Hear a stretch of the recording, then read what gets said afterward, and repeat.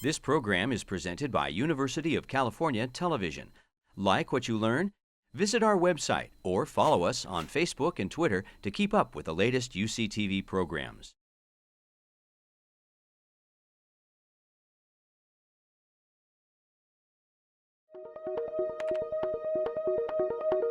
Next, on Up Next. I realized one day with a shock that I spend most of my time conversing or communing with dead voices, and that these voices are still speaking to me across some kind of threshold.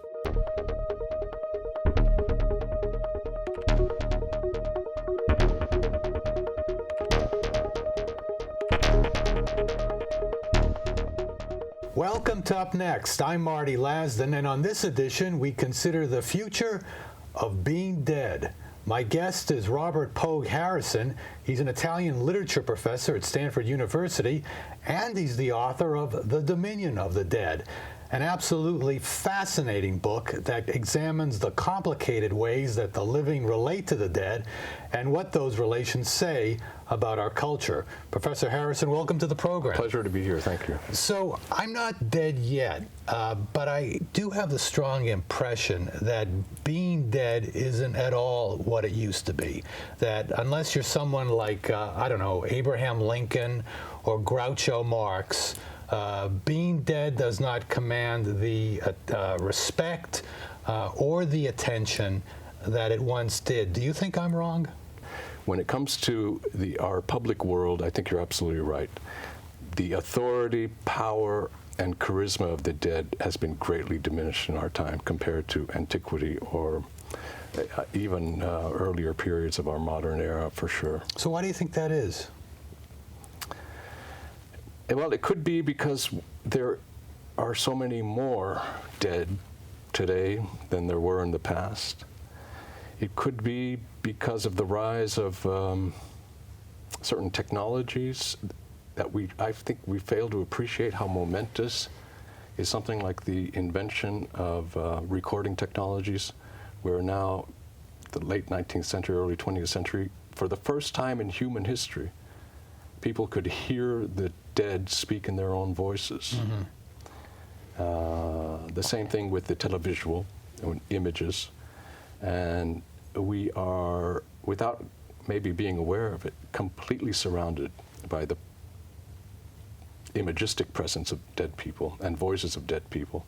And perhaps there has developed such a crowd of the dead in our lives that we naturally just fail to take the same kind of notice that we would have in the past when, for example, it was the poet who was the medium by which the dead spoke to the living. And one of the arguments I make in my book is that there is a certain kind of wisdom or counsel that only the dead can provide the living when the living go astray and end up in dead ends or in certain kind of crises that they themselves are not able through their own resources to resolve. Mm-hmm. And these are crucial moments when you have to turn to those voices from the dead. And I'm thinking that this can happen in a individual's life. Dante's Divine Comedy, for example, begins in a crisis where one particular individual is in an impasse, and it's through the appearance of a ghost, Virgil in his case, 1,300-year-old ghost who comes to his rescue and reorients him. I'm thinking also in the crisis of a nation like we had during the Civil War, mm-hmm. where Lincoln realizes that he has to turn also to the founders. You know, as you look at human history, so much of the relationship that we're talking about here between the living and the dead was, if not based, then certainly reinforced by superstition. You mentioned ghosts. I mean, if you take superstition out of the equation, doesn't that inevitably make the relationship between the living and the dead less compelling? Let's think about that. And the notion of superstition, certainly we can say that in historical times, ancient times, the living truly believed that the dead maintained an afterlife in their graves. And therefore they fed them, and they had funereal repasts and moments where they needed nourishment, they needed their tools, they needed their swords and their honors and so forth. So there was a sense that at that site, the dead were still kind of living in some sense. We can call that a superstition. I would call it that. What would you call it? Something different? Well, I won't give it a word yet, because I would then want to ask, why do people who believe that that is a superstition nevertheless fall into patterns of behavior and psychic dispositions where if they lose a loved one, so for example in 9/11, where there was many cases of bodies that were just irretrievable, Yeah. and loved ones falling into a state of psychic turmoil and despair, because they needed any little remnant of a mortal remain, and it could be just a strand of DNA or some kind of little thing, Yeah. and that without that little remnant, they could not initiate a process of allowing the dead to become dead. You write in your book, quote, "It is impossible to overestimate how much human culture owes in principle and in origin to the corpse." You also write that to be human means, above all, to bury. Now, as I'm sure you know, many more people are not being buried at all these days. They're being cremated. And many of these cremations are occurring without much in the way of fanfare, certainly out of the view of mourners. From your perspective, is that a disturbing trend? I think it's a personal choice for people.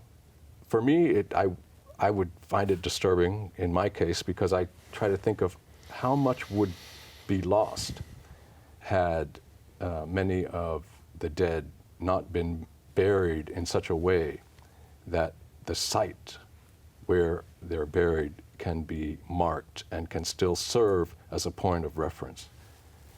You go to the Père Lachaise in cemetery in Paris, and you will see on any given day hundreds, if not thousands, of young people who otherwise would never go into a cemetery, going to pay pilgrimage to the tomb of Jim Morrison of the Doors. And you say, well, what if Jim Morrison had been cremated and his ashes were scattered into? It would have been a personal choice. It would have been perfectly fine. But look, what is the difference between having one kind of marker for a life that had been, and not having a marker? Yeah. And I believe that it's these marks, these monuments, tombstone, whatever that have been the foundation of our cities and our civic life and our memorials and so forth. So I would not actually relish a future moment where all human beings leave absolutely no trace of themselves. Yeah, but is it the reality of our culture such that grave sites are being visited less and less? And isn't it the reality too that corpses are becoming more and more invisible? There's a woman named Caitlin Doty who's a mortician in LA, and she wrote a book called "Smoke Gets in Your Eyes," which recounts her experiences in a crematorium. And she makes the point that we're getting so good at hiding away both the dead and the dying that it's becoming easier for us to all believe that we're immortal. You think she's right? I do. I really do think she's right. And that raises a whole other really disturbing question of whether we don't make any room for the dead. Yeah. Not only in our lives, but we don't make room for the dead in our worlds. When one thinks of it from the historical point of view, our worlds have been the place of cohabitation between the living and the dead.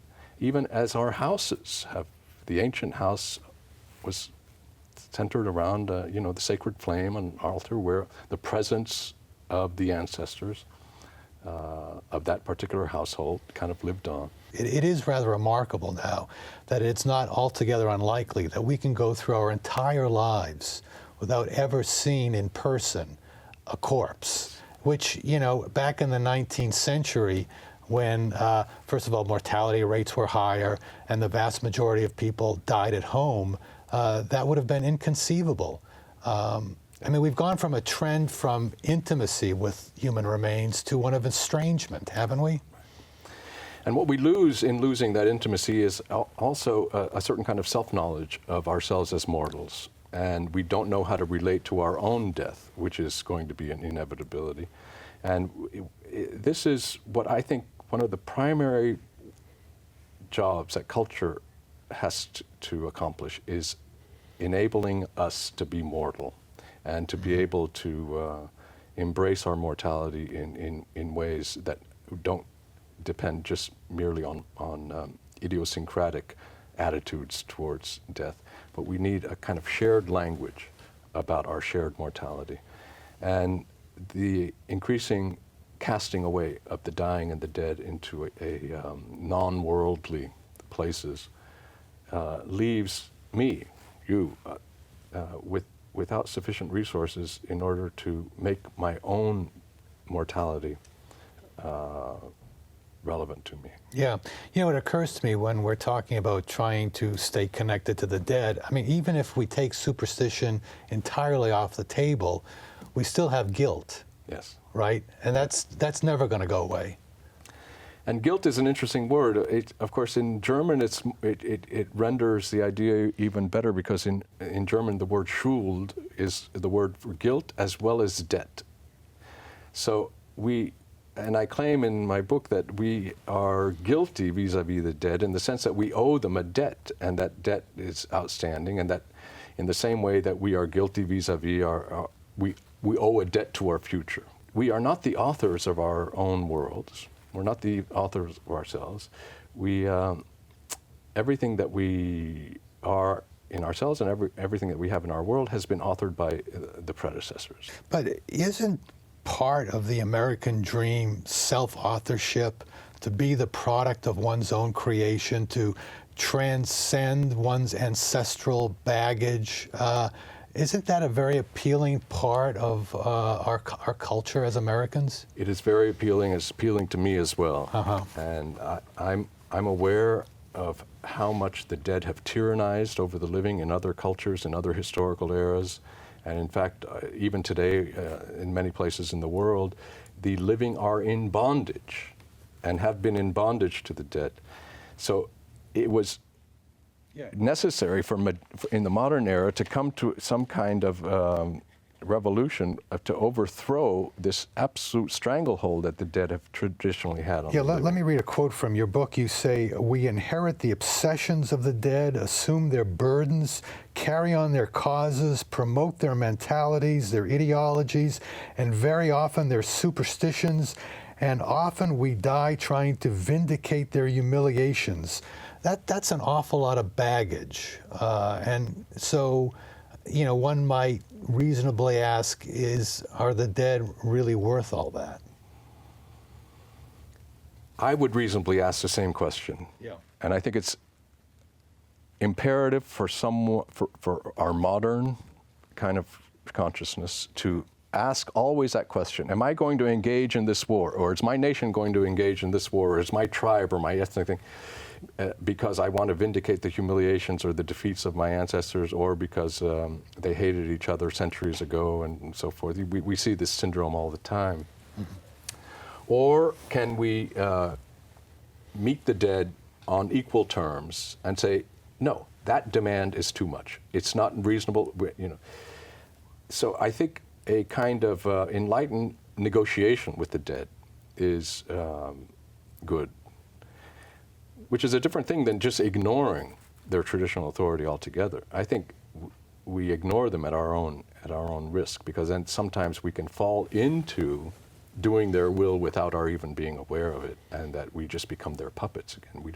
I think that's not good either. On a 1 to 10 scale, with 10 being entirely, totally paralyzed with fear, how afraid are you of dying? About 1. Really? Yeah. See, on a good day, for me, it's a 9.5. Is it? Yeah. Yeah. Yeah. For me, it's kind of like the Woody Allen line, I'm not afraid of dying. I just don't want to be there when it happens. That's kind of, Yeah. but you're a one. That's, explain to me how you're able to pull that off. I don't know. I really, I know that I'm exceptional in that regard. Mm-hmm. I don't myself understand this kind of funk and terror of dying, because I guess I think of death as the fulfillment rather than the termination of life. And I know that it's been there from the very start as the innermost possibility of my life. I also take for consolation, if I need it, the fact that every living creature, ever since there was life on Earth, has gone Right. on this path. We're all from in the life same to boat. death. Back in 1900, the average lifespan in this country was barely 50. And even when I was a kid, I can recall when people dropped dead in their 60s, that was judged to be a perfectly respectable lifespan. Sure. Now it seems if you don't make it to at least 85, you're judged to be a loser. I don't mean to channel Donald Trump here, but you know what I mean. I do. Yeah. I mean, it is a paradox that the longer our lifespans, the more death averse we become. Yes. And I know. And also, I know. I've noticed that even when people are dying in their 80s, invariably there's a certain amount of finger pointing that goes on. Exactly. Either the doctor screwed up or the dead screwed up. Either, they didn't exercise enough. They didn't quit smoking soon enough. They didn't eat enough broccoli. I mean, death is becoming, increasingly unnatural or viewed that way. Exactly, accusatory. Yeah. And you're right. And the older one gets, it seems, the more tenaciously one holds on to that. And it's extraordinary that the people who will brave death in the most reckless ways are the young. Otherwise, you couldn't send them to war Because the like young that. feel they're immortal, right? I guess they feel they're immortal, or they feel that there's such an intense vitality in youth that perhaps exposure to death or this kind of confrontation with death gives them the kind of intensity of being alive that they require at that age. Let's talk a little bit about grief. I do think that it often evokes mixed emotions. Like, for example, when my parents died, one thought I had was, now I'm next. And to be brutally honest about it, I also registered a slight sensation of feeling liberated, like, okay, now I'm my own parent. I hear what you're saying, and to be brutally honest, I can say that my father's early death, premature death, was something that You said your father died when you were how old? 12. 12, okay. I was 12, and I have to say that although it was painful and traumatic and it left its scars, it was also a huge liberation. It removed from my world, first thing, a kind of authority figure who principal role is usually to say no. Yeah. You can't do that or not. It changed the course of my family's life insofar as because he died, then we moved to Rome, which is my mother's city, and I never would have grown up in Europe and had frequented the kind of schools and things.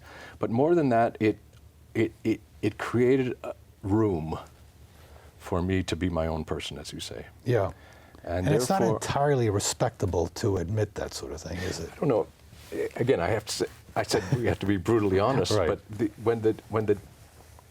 when people die, they leave space for others, and it would be overly pious just to say that doesn't have a liberating, and in some cases exhilarating effect on Scary those. and exhilarating. Yes. Yeah, Right. yeah. Right. You've written a lot about Ralph Waldo Emerson, who not only went through the death of his parents, in fact, I think his father died when he was 8 years old, but he also lived to see the death of his first wife, a son, and a brother. But as you and others have pointed out, he had a rather peculiar reaction to those deaths. In fact, one of his friends observed that he seemed to feed off the death of his loved ones. Does that in some sense make him, I don't know, a reprehensible character? No, but it makes him a very unusual character, and perhaps it makes him a very quintessential American character. His young son, Waldo, whom he adored, 5-year-old boy, in the journals, it's clear in the immediate aftermath how much he grieved for that. But then within a year, he said, it's as if it's not as if it never happened, but it's as if something that was caduceus fell away from me and has left no mark. And he says, I grieve that grief has nothing to teach me, and that there's nothing more shallow than grief. And that's Emerson being Emerson until the end of his life, believing that there is something within the self which is immortal. Emerson's first wife, who by all accounts was a beautiful young woman, Yes. died at age 20 of tuberculosis. 1 year after her death, he visits her tomb and decides to have her coffin opened up so that he can view her decomposed remains. And maybe Help me understand why someone would want to do. He might have even spent the night at that grave. So so that from a 21st century perspective seems rather ghoulish, to say the least.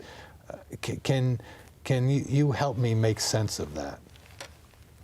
No, I can only speculate about what motivated him, and he must have seen something there, looking at the decomposing corpse, which reaffirmed his faith in a certain kind of transcendental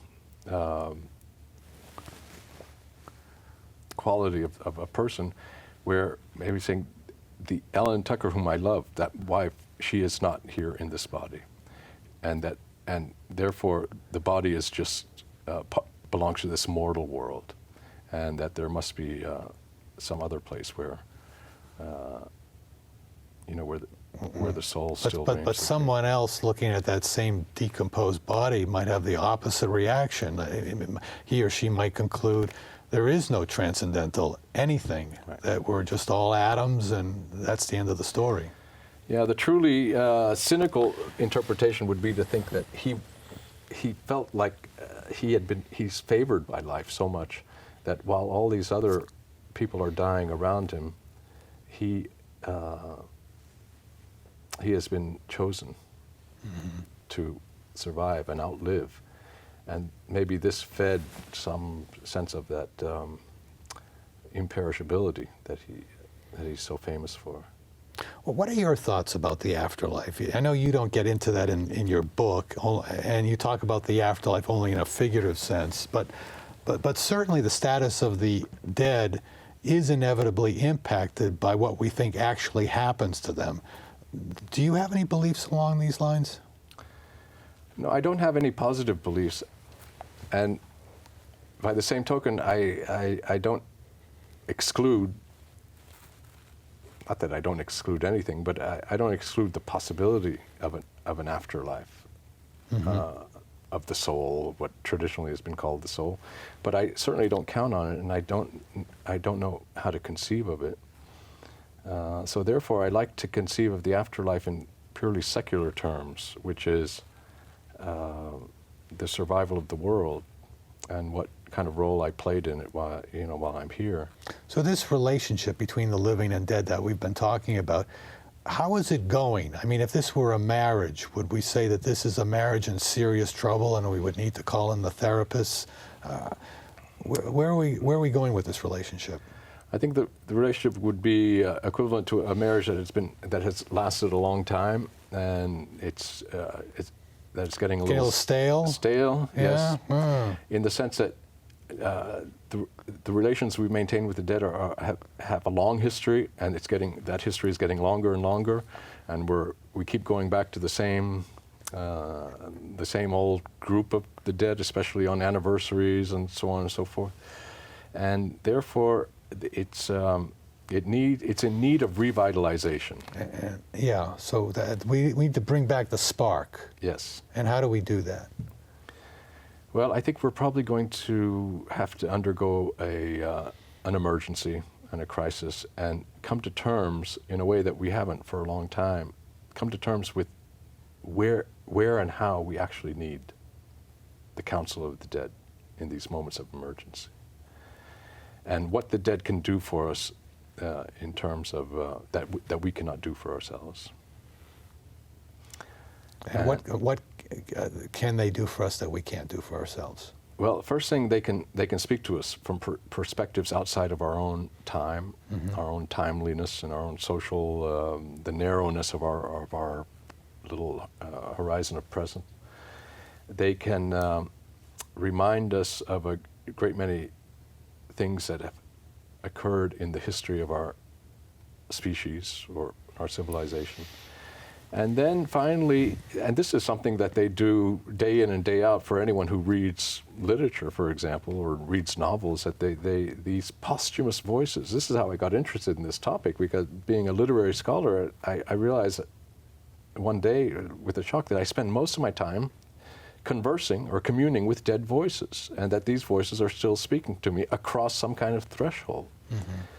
And that from one point of view, literally, these are just dead words, marks on a page. But when I put my life into them, all of a sudden, these voices that come from the past are alive again, and that I enlarge the sphere of my interlocutors when I open myself up to those voices.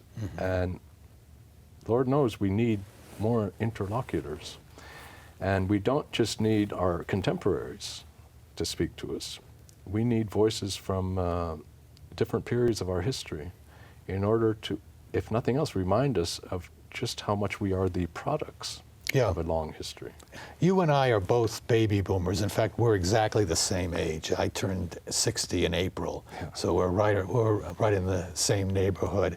And it occurs to me that in the absence of some huge medical breakthrough, which is at the moment not on the horizon, within the next few decades, we, you and I, and our generation is going to be entirely gone. When our generation, when the last of us kicks off, how do you think we as a generation will be remembered, and how do you think we should be remembered? Hard to say. You know, I don't have a crystal ball. It's possible that we could be remembered with great resentment as you know, a highly self-centered generation. Spoiled, self-indulgent. Yes, and who consumed all, you know, most of the banquet. We sat down, we got all the good, we left the crumbs behind. On the other hand, I think that what our generation contributed in terms of popular culture and music and a liberation in lifestyles and in mores, and it's an unbelievable cultural revolution that took place thanks to and because of the baby boomer generation. And the future generations are going to be the beneficiaries of that. And we should not discount how important these social and cultural gains have been thanks to our generation. Professor Harrison, thank you so much for doing the program. Thank you. Appreciate Pleasure it. to be on.